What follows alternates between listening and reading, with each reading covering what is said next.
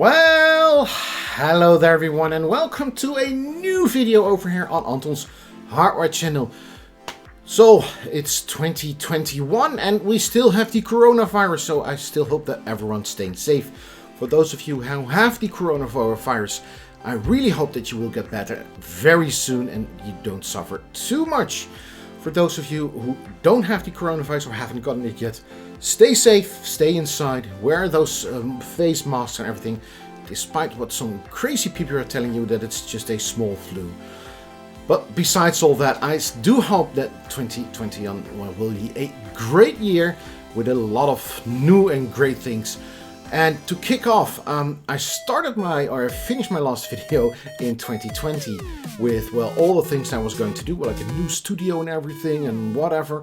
Well, I was working a bit with a green background and doing some background fillings, but it looked idiotic. So it may be interesting to have a green screen in, well, for say home videos, but for something for YouTube, it just looked really weird. So I've skipped that idea. I still have the lights. I have some big lights here. I have a good microphone and I'm going to keep those. And it's, well, a bit of a difference there. I haven't changed the backdrop of everything, as you can see, but, well, maybe something that I'm going to do this year. Well, talking of this year, what are we going to do in 2021? Well, the last couple of weeks, I've done a lot of secondhand purchasing and a lot of new ideas, and I'm going to, well, go buy them one by one. This one, first off, I have to check. That's this one. It's an Xfi sound card. And this time I believe it's the Titanium HD Fatality. You really cannot tell. Because Creative in those days had just one name convention. Everything was Xfi or Fatality or HD or Titanium or something of those. But this one has the breakout box, and, well, these are really cool sound cards, and I was looking forward to getting one of those, and I got it really cheap, so I'm really happy with this. I'm going to do a review about that one. Just put it back there. Also, I'm going to do a review about a sound card, which is again a Creative, and this time it's the Creative Sound Blaster Live. Now, this sound card was, well, the bomb. One of the best sound cards out there. This was back in the days when onboard sound was, well, almost 8-bit and nothing better. Almost a Commodore 64 sound. But this was the sound card to have. And I have one here. I used to have one, but somehow it got lost in all the moves that I did. I have one here and I'm going to test it just to see, well, how good is it in 2021 and does it stack up with onboard solutions and other sound cards. So, was just wondering, and I got one. Really nicely priced again.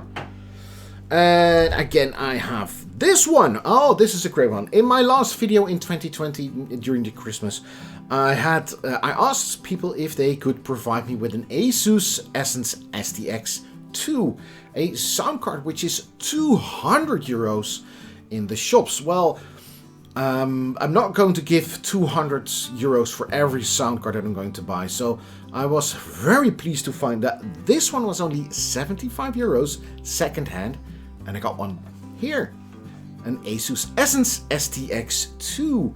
So I'm happy with that one. Also, a Asus external sound card, which is the Sonar U7. How good is it? I mean, I've read some reviews online and people are telling me or are writing me that this is the best external sound card ever produced. This is the Mark 1, which is a vital clue to the video already. It's supposed to be a really good external sound card. So, wondering how good it is, and I'm going to tell you all about it. Then, I'm also going to create a video about this. You may not really see what it is, but those three things are op-amps or operational amplifiers with a, well, thing you can get them out. Because there were a lot of people asking me, does it really make such a huge difference if you swap those op-amps? I mean, if you have swappable op-amps, why not swap them, and what swap them for? Well, with this little kit, you can actually create better sound or other sounding sound, just to see how good it is. So I'm wondering, how good is this? And I'm going to try it with a sound card. I'm not really sure. I'm, well, fiddling about with the Asus. I have to get it back here. I still have it here. It's more of a reference sound card, the Asus Sonar AE, which also has an operational amplifier, a stereo one.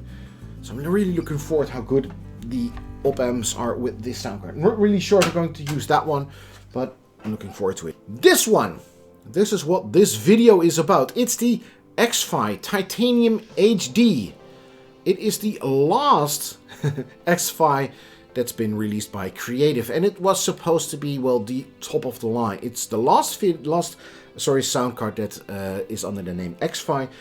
The best they could ever been. I mean, they have excellent components used.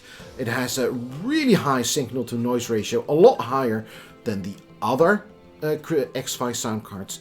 So when I saw this one again secondhand online, well, I just couldn't leave it. I had to have it. And that's what this video is about. So stay tuned.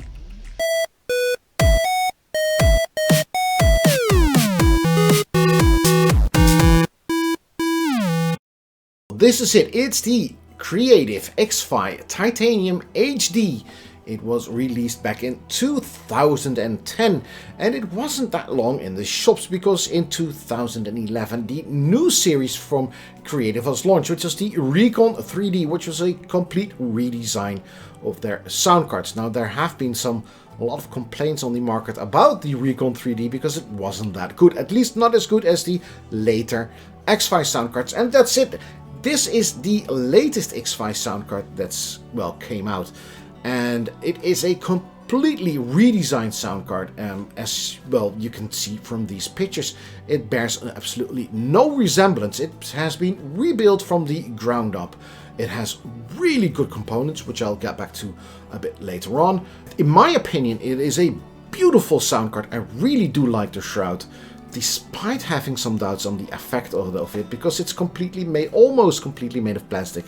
So the EMI shielding isn't going to be that huge.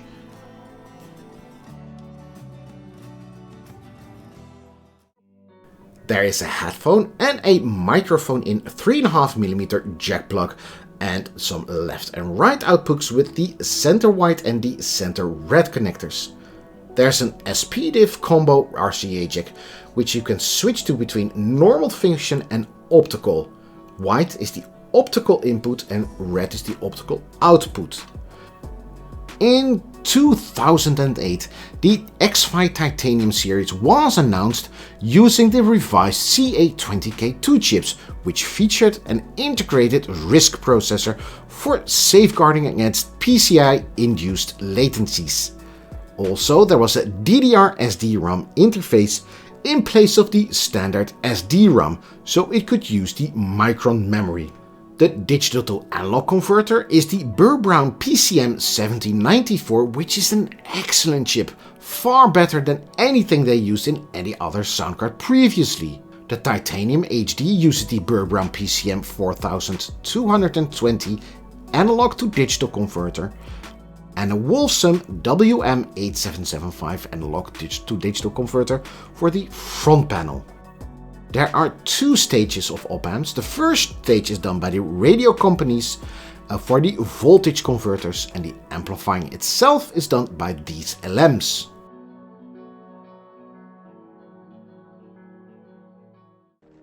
The results Rightmark Audio gives us are very good indeed. The frequency response is very good, and the drop down at the higher frequencies starts at 10K, but it's very smooth until the drop sets in really good at well past 20K. So all frequencies will be there. Also, there's almost no difference in level, just a mere 0.6 decibels. I've seen newer sound cards with results that were a lot worse than this one. So overall, this card is very good with an excellent intermodular distortion.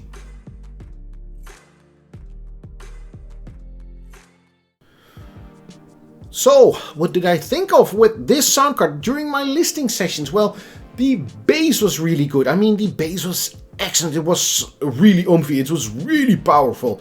Maybe a bit too powerful for a lot of other people. I didn't struggle with it. It wasn't such a big deal for me, especially when playing games. It was kind of cool. It was not too bassy, by the way. It was just, well, it was really powerful. The middles were a bit, well, underpowered. They were still there, but it wasn't anything bad. But I thought, well, it could use a bit of a lift off back there. Also, the highs, they were really crisp. They were also very powerful. It wasn't like they were sharp or annoying. They were just really crisp. And the 3D positioning while playing video games was really good. It was a long time since I heard so good 3D positioning. And what about the conclusion? I was thinking, what should I say now? What about the conclusion? Well, would I recommend this sound card? And what are the pros? What are the cons? First off, to the pros. This is a really good sound card. And I would definitely recommend it without hesitation to anyone. There is, however, a lot of discussion online whether it uses an amplifier for the headset. I mean, it does have a dedicated headset output, but there are some websites that are saying, well, that output isn't amplified. Well, you can use a headset up to 150 ohms, and if you have a headset that is 150 ohms or higher, I don't think you would use this sound card. I think you would use an AE9 or maybe an EVGA-NU or something of that league. But still, this sound card is, in my humble opinion, in the same league as the ZXR, the Xoner Phoebus. Those kind of sound cards. It's a really good sound card, and the sound quality is really good. I mean, I haven't heard this good of a sound quality for some time now. Also, if I really have to find one major, well, it's not even a major, it's not even minor, it's nitty gritty. If there's one downside, is that all those sound cards that I've just said, like the ZXR or the Asus Xoner Phoebus Solo, one of those sound cards, they all have an external power supply. Why? Well, PCI Express or PCI draws its power from the motherboard, and according to the usage of your video card, that power supply may fluctuate, and what you get is jitter, and it's, well, audio be getting a little louder or softer or something like that may happen. Now, it isn't something that I have heard with this sound card. I have heard it in a lot of other sound cards. So it's still very powerful indeed. But if you want to get really clean power without any of that power jitter, just use the external power supply. But that's something that this sound card just doesn't have. Is it a huge problem? No, it's just whining and, well, nitty gritty. Thank you for now. Thank you for making it all the way to the end of this video. Merry Christmas, I wanted to say. No, a happy 2021 again. And I hope to see you in the next video. See you then. Bye-bye.